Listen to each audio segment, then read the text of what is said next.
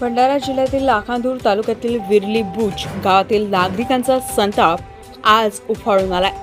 30 ते 40 घरांची छोटीशी वस्ती असूनही गावकऱ्यांना ये-जा करण्यासाठी विरली बुज ते हेटी हा रस्ता वापरावा लागतोय।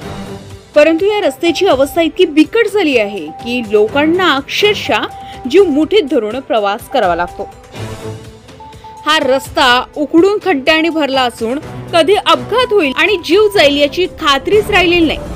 ग्रामस्थांनी प्रशासनाकडे वारंवार तक्रारी करूनही फक्त धातूर-मातूर कामे झाली। ठेकेदार आणि अधिकारी मात्र या कामांच्या नावाखाली खिसे भरत बसले, पण गावकऱ्यांच्या हालाकडे कोणीच लक्ष दिले नाही। इतकेच नव्हे तर उकडलेल्या रस्त्यानेच गावातील मृतदेह स्मशानभूमीकडे नेले जातात। म्हणजे जगता जीव धोक्यात आणि मेल्यानंतरही मृतदेहाला शांती मिळावी इतकी सोय प्रशासन करू शकत नाही का? हा प्रश्न प्रत्येक नागरिकांच्या मनाला चटका लावणार आहे।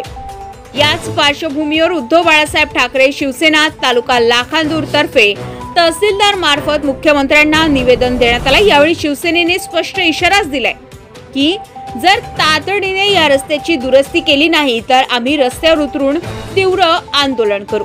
गावकऱ्यांचा आक्रोश दिवसेंदिवस वाढत चाललाय। शासन व प्रशासनाने आता तरी जागे होऊन या रस्त्याच्या दुरुस्तीचा ठोस निर्णय घ्यावा, अन्यथा तालुक्यात मोठा संघर्ष पेट घेईल यात तीळ मात्र शंका नाही। गजा महाराष्ट्र 24 न्यूज करिता आमचे प्रतिनिधी सुधीर शिवणकर, भंडारा। माझे नाव विनोद दागोजी ढोरे, शिवसेना तालुका प्रमुख लाखांदूर। शिवसेनेचा तालुका प्रमुख म्हणून मी कार्य करत आहे। विरली बुजुर्ग ही तालुक्यातील क्रमांक 2चा गाव आहे आणि हा जो रोड आहे जिल्हा परिषदचा, ह्या रोडची दयनीय परिस्थिती झालेली आहे। पुढेच इस्रांबा आहे, म्हणजे माणूस मेल्यानंतर ज्याला इस्रांबा काही क्षणाची विश्रांती म्हणून तो तयार करण्यात आलेला आहे आणि विरली बुजुर्ग येथील जनतेला ह्याच रस्त्यानं जाणं येणं करावं लागते। याच्यामध्ये सीडी वर्क आहे आणि समोर कंबर पाणी आहे। आजची तारीख आहे 16 सप्टेंबर आणि 16 सप्टेंबरला ही परिस्थिती आहे विरली बुजुर्गची। तर भर पावसामध्ये काय परिस्थिती असेल? ग्रामपंचायत प्रशासनानं, जिल्हा प्रशासनानं, जिल्हा परिषद सदस्यानं ह्या गोष्टीकडे आजपर्यंत कसल्याही प्रकारचा पाठपुरावा केलेला नाही व ह्या रोडची डागडुगी सुद्धा केलेली नाही।